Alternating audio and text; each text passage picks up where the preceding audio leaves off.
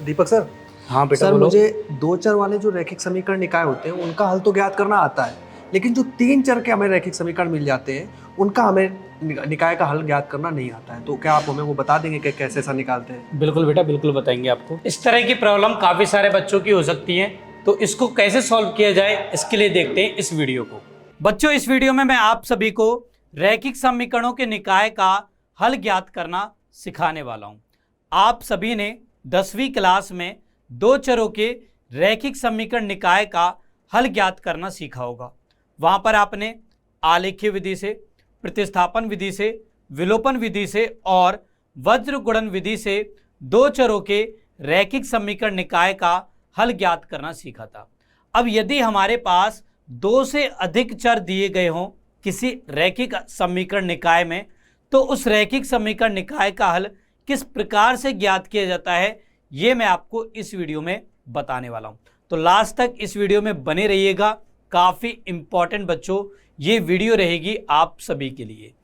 तो बच्चों, दो या दो से अधिक रैखिक समीकरण निकाय का हल ज्ञात करने की हमारे पास दो और इंपॉर्टेंट विधियां होती हैं। पहली विधि होती है आव्यूह विधि और दूसरी विधि होती है सारणिक विधि। ये दो और विधियां हैं दो या दो से अधिक चरों वाले रैखिक समीकरण निकाय के हल को ज्ञात करने की। अब एक एक करके हम इन दोनों विधियों के बारे में आज की इस वीडियो में बात करेंगे। तो सबसे पहले हम बात करते हैं आव्यूह विधि के बारे में। आव्यूह विधि, इसका बच्चों दूसरा नाम भी है गॉस जॉर्डन विधि। अब इस विधि की सहायता से हम कैसे दो या दो से अधिक चरों के रैखिक समीकरण निकाय का हल ज्ञात करते हैं, ये हम यहां पर सीखते हैं। तो मान लीजिए हमारे पास दो चरों का एक रैखिक समीकरण निकाय दिया गया है a1x प्लस b1y बराबर c1, a2x प्लस b2y बराबर c2। ठीक है, ये दो चरों का रैखिक समीकरण निकाय है। एक हम तीन चरों का रैखिक समीकरण निकाय लेते हैं। तो a1x plus b1y plus c1z बराबर d1, a2x plus b2y plus c2z बराबर d2, a3x plus b3y plus c3z बराबर d3। आपको बेटा यहां पर सबसे पहला काम करना है इन दिए गए रैखिक समीकरणों को आव्यूह रूप में परिवर्तित करने का। तो इनको हम आव्यूह रूप में परिवर्तित करेंगे। तो इनको बेटा हम इस तरीके से लिख सकते हैं a1 b1 a2 b2। यहां पे हम लिखेंगे x y बराबर यहां पर हो जाएगा c1 c2।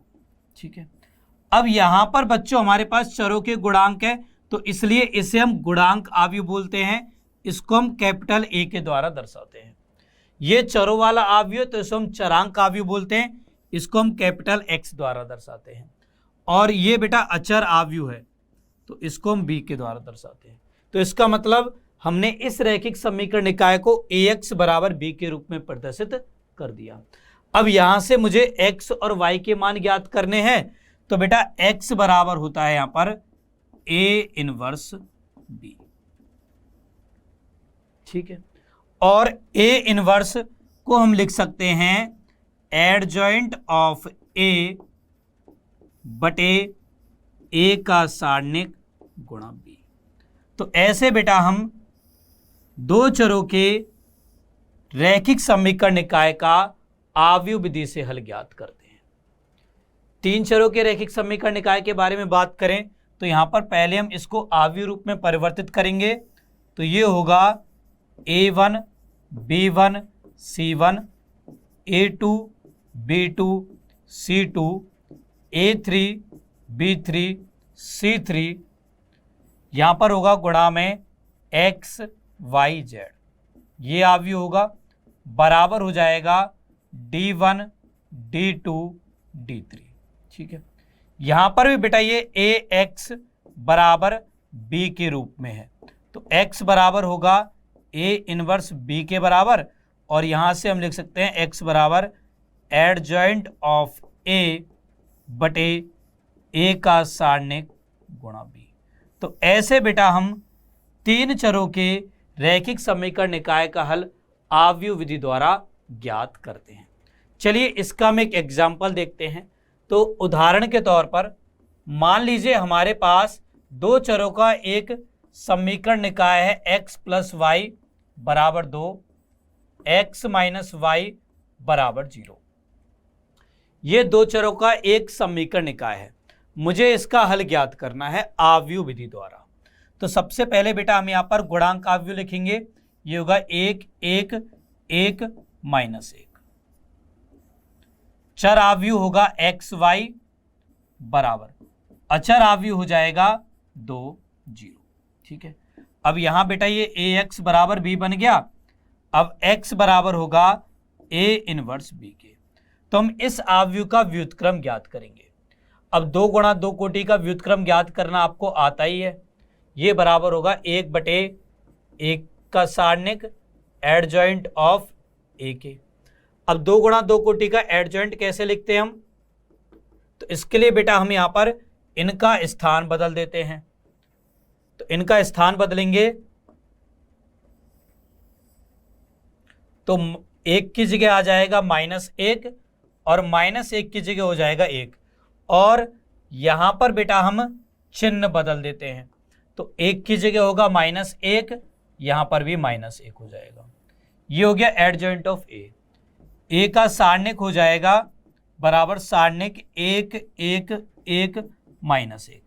तो ये बराबर होगा ये माइनस ये, तो हो गया -1 दैट मीन्स -2। ठीक है, तो यहां से बेटा a इनवर्स बराबर होगा -1 बटे 2, और ये होगा -1 -1 -1 1। मतलब बेटा ये हो जाएगा 1 बटे 2, -1 के अंदर गुणा करेंगे तो 1 1 1 -1।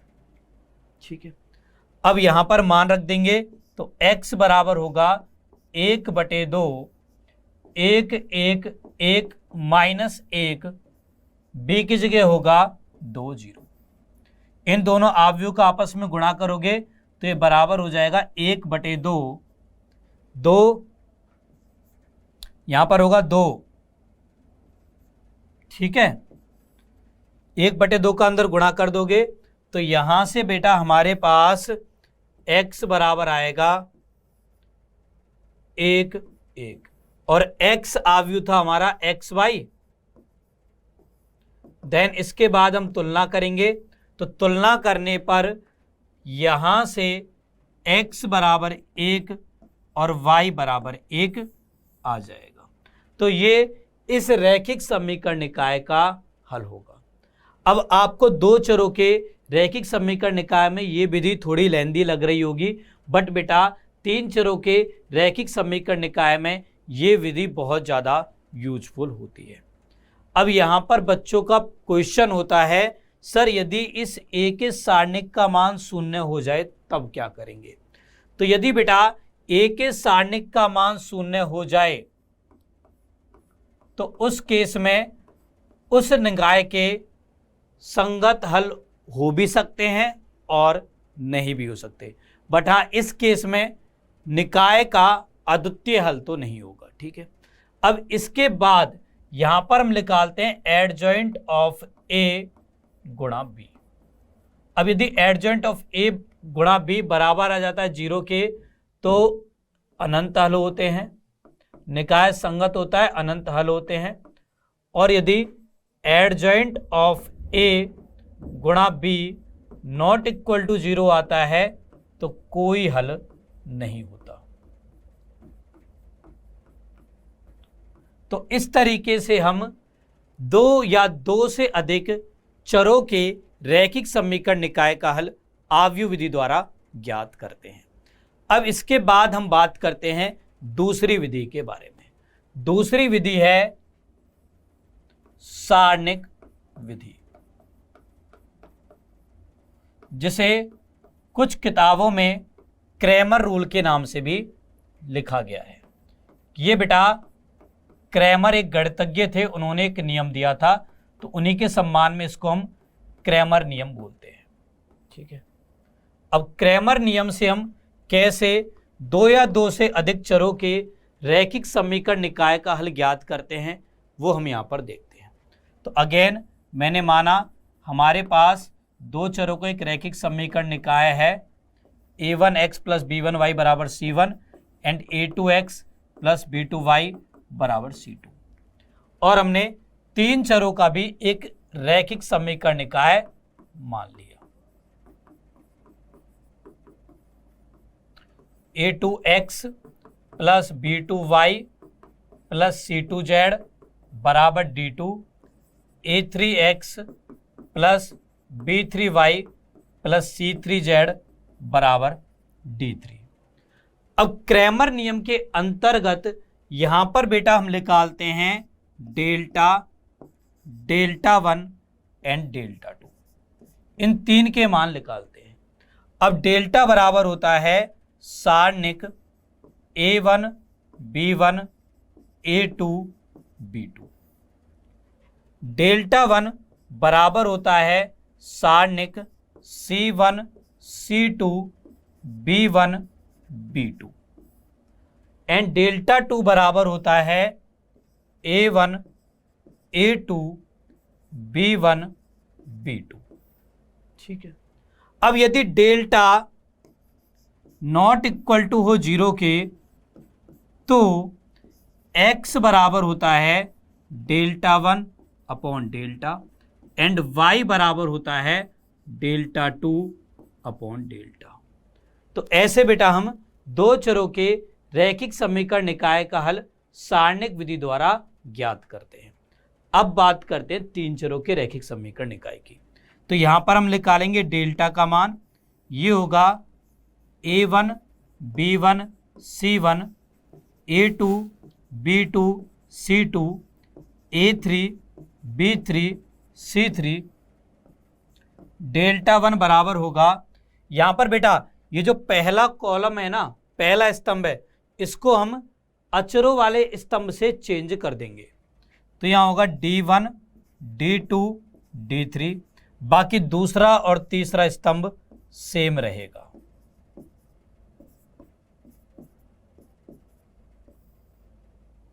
डेल्टा 2 बराबर होगा यहां पर, अब यहां पर हम दूसरे स्तंभ को d1 d2 d3 से प्रतिस्थापित कर देंगे। तो हो गया a1 a2 a3 d1 d2 d3 c1 c2 और c3। अब मुझे बताने की जरूरत नहीं है कि हम डेल्टा 3 में क्या करेंगे, यहां पर हम तीसरे स्तंभ को d1 d2 d3 से प्रतिस्थापित कर देंगे। तो a1 a2 a3 b1 b2 b3 and d1 d2 d3, ये हमारे पास हो जाएगा। ठीक है, अब यदि डेल्टा नॉट इक्वल टू हो 0 के, तो x बराबर होगा डेल्टा 1 अपॉन डेल्टा के, y बराबर होगा डेल्टा 2 अपॉन डेल्टा के, एंड z बराबर होगा डेल्टा 3 अपॉन डेल्टा के।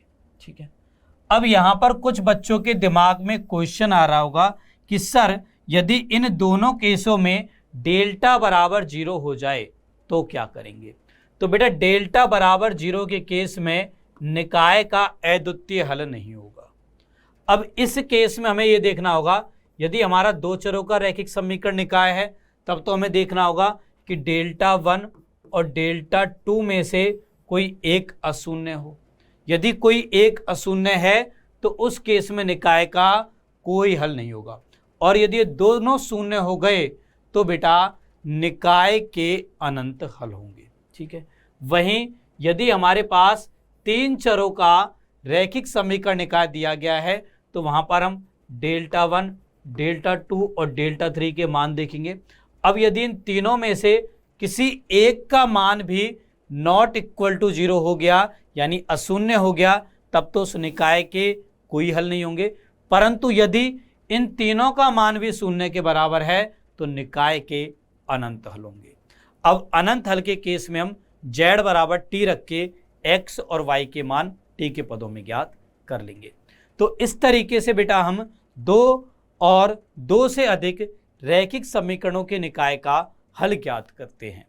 अब आप लोग सोच रहे होंगे सर आपने तो केवल 2 और 3 चरों के रैखिक समीकरण निकाय के एग्जाम्पल दिए, यदि 3 चरों से ज़्यादा रैखिक समीकरण निकाय दे दिया जाए तो उसका हल कैसे ज्ञात करेंगे। तो वैसे तो बेटा ये आपके 12th के सिलेबस में नहीं है, बट फिर भी आपकी नॉलेज के लिए मैं यहाँ पर आपको बता देता हूँ। तो उस केस में देखो क्या होगा, आपका आव्यूह विधि के अंतर्गत सबसे पहले हम बात करते हैं। तो यहाँ पर बेटा एक कॉलम और ऐड हो जाएगा, ठीक है। नीचे एक एक्स वाई, 2 ही चर है ना, 3 चर, अच्छा 4 चर हो गए, तो यहाँ पर एक कॉलम और ऐड हो जाएगी। देखो यहाँ 2 कॉलम थी 2 चर थे, यहाँ 3 कॉलम थी 3 चर थे, वहाँ पर 4 कॉलम हो जाएंगी, ठीक है।